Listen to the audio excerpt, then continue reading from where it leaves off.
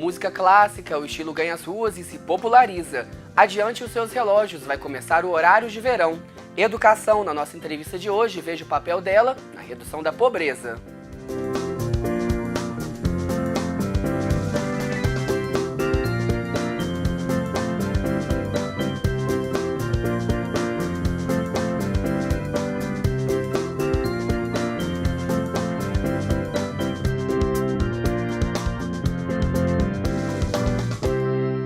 Olá! O Ministério da Educação chama atenção para um dado preocupante. É cada vez menor o número de pessoas interessadas em seguir a carreira de professor. Já faltam 170 mil profissionais nas áreas de matemática, física e química. Se esse quadro não mudar, a educação básica pode sofrer um apagão.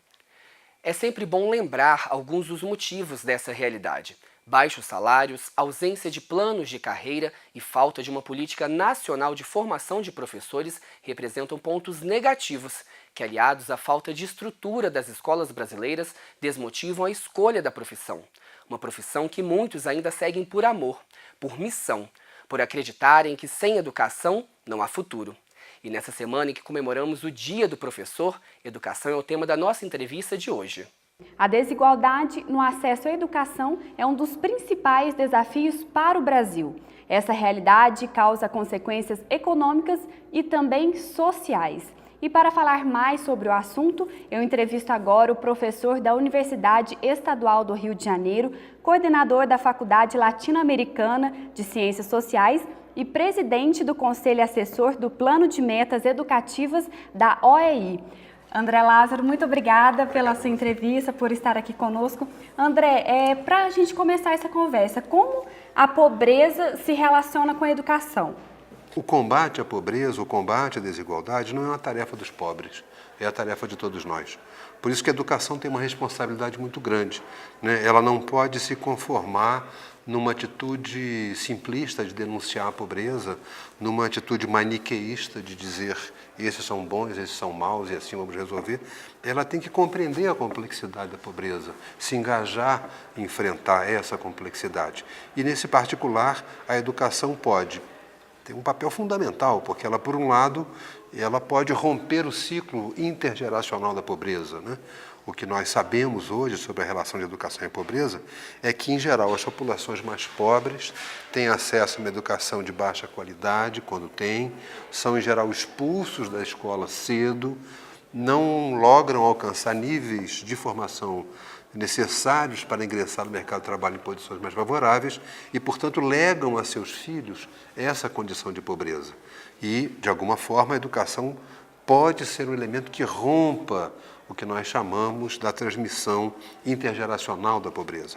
E, professor André, com relação à formação de professores no Brasil, qual a sua avaliação sobre o assunto? O poder público, de que se fala tão mal, o poder público estadual, municipal e federal, conseguiram dar uma resposta num país do tamanho do Brasil, da complexidade do Brasil, com a desigualdade que o Brasil tem. Nós conseguimos dar uma resposta, que foi colocar as crianças na escola. Mas não conseguimos, simultaneamente, dar aos nossos professores condições básicas de trabalho. Primeiro, carreira, remuneração e formação. A maior parte da oferta de formação de professores é no setor privado da educação superior, que nem sempre responde a padrões de qualidade desejáveis. Então, é uma complexidade de fatores que você não atrai os jovens para a carreira, você não oferece uma perspectiva de futuro satisfatória, a informação é insuficiente e nós nos perguntamos, a sociedade reconhece o professor como esse ator capaz de promover mudanças? E, André, é preciso que haja mais investimentos na área de educação ou precisamos aprender a gastar com eficiência os recursos? Na verdade, nós precisamos de mais recursos e precisamos de melhor gestão. Essas duas coisas não se opõem, elas se complementam. Mais recurso, para quê? Você tem que ter um salário de professor adequado, né? Hoje, o salário do professor chega a 64% do equivalente das outras profissões com o mesmo nível de escolaridade. Então, eu acho que a gente precisa muito da formação. A infraestrutura das escolas é muito precária ainda. né? E acho que você precisa também, uma coisa fundamental, é que o professor, ele entra hoje e diga, bom, daqui a 30 anos, quando eu sair da minha profissão, eu terei condições de vida satisfatórias, eu terei feito um trabalho que me gratificou e socialmente foi reconhecido. André, muito obrigada pela entrevista, pela participação aqui no Plano Aberto. E, Vitor, é com você no estúdio. Começa no próximo fim de semana o horário brasileiro de verão. Na madrugada de sábado, dia 18, para o domingo 19, os relógios devem ser adiantados em 1 hora. A partir da meia-noite, os moradores das regiões Sul, Sudeste, Centro-Oeste e do Distrito Federal terão que ajustar os ponteiros. O objetivo do horário de verão é reduzir a demanda no consumo de eletricidade no período considerado mais crítico do dia, entre 6 e 9 da noite, quando a utilização de energia por toda a população provoca um pico no consumo. Esse ano serão 126 dias, 7 a mais do que no ano passado. Porém, a previsão de economia é 31% menor, cerca de 278 milhões de reais. De acordo com o Ministério de Minas e Energia, essa redução se deve à falta de chuvas e à grande utilização das termoelétricas. Ainda segundo o Ministério, nos últimos 10 anos, a redução no consumo de energia elétrica tem atingido, em média, mais de 4% no horário de pico. Já a redução do consumo total de energia fica em torno de 0,5%. Segundo a CEMIG, a economia gerada entre 2013 e 2014 foi considerada suficiente para abastecer Belo Horizonte por 8 dias. De acordo com o Operador Nacional do Sistema Elétrico, foi economizado nesse período 405 milhões de reais. A data prevista para o término do horário de verão é o dia 22 de fevereiro do ano que vem.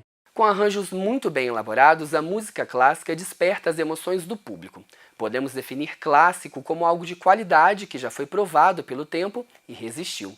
Compositores como Vivaldi, Mozart, Schubert e Bach continuam vivos por meio de seus legados musicais. Apesar do aumento no número de concertos abertos ao público, a música erudita ainda encontra resistências para se tornar uma opção de entretenimento no Brasil. O rótulo de elitizada é um dos responsáveis pelo distanciamento das pessoas, que ainda acreditam que este tipo de manifestação cultural é para poucos. Mas algumas iniciativas tentam acabar com essa falsa ideia. Veja na reportagem. A Orquestra Filarmônica de Minas Gerais foi criada em 2008 com a intenção de promover a música clássica e inserir o Estado nos circuitos nacional e internacional de espetáculos musicais. Existem muitos tabus com a música clássica. A pessoa fala, não, a música clássica não é para mim, é só para determinadas pessoas, da elite, por exemplo, ou aquela ideia de que a música clássica é chata, né? E, olha, isso reflete muito mais o desconhecimento, porque quando a pessoa vai, senta e ouve, ela se encanta. A Filarmônica em si é maravilhosa, então é uma oportunidade para todo mundo poder assistir, porque é um concerto para todas as idades. Antigamente, a música clássica era uma manifestação limitada às altas camadas sociais. No entanto, atualmente, a iniciativa de levar a música para as pessoas em lugares públicos e não somente esperar que elas venham ao concerto tem possibilitado a popularização do gênero. A Filarmônica tem a sua série no teatro, mas também, desde a sua fundação, tem tocado em diversas praças, levado a música clássica para milhares de pessoas no mais alto nível, e a gente tem tido uma recompensa e um retorno muito grande por parte do público. Quando esse produto de música erudita é levado a um público, a aceitação é muito grande. De maneira que é possível também pensar que não há uma dicotomia entre música erudita e popular. Embora o tradicionalismo seja uma de suas características, a música clássica tem se modificado ao longo dos anos para acompanhar a própria evolução da sociedade. A música erudita, ela se manifesta atualmente já a partir da segunda metade do século XX, no que a gente costuma chamar de música contemporânea, que é uma música preocupada com a renovação de linguagem.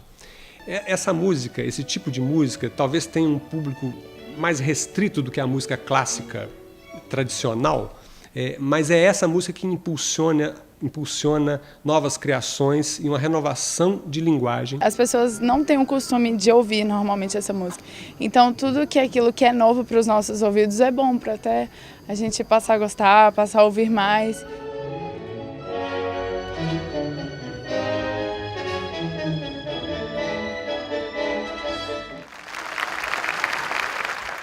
se você quiser apreciar um pouco de música clássica de graça, neste fim de semana, a Orquestra Ouro Preto retoma o projeto Orquestra nos Distritos, com apresentações em Santo Antônio do Leite, Rodrigo Silva, Chapada, Lavras Novas e Santo Antônio do Salto.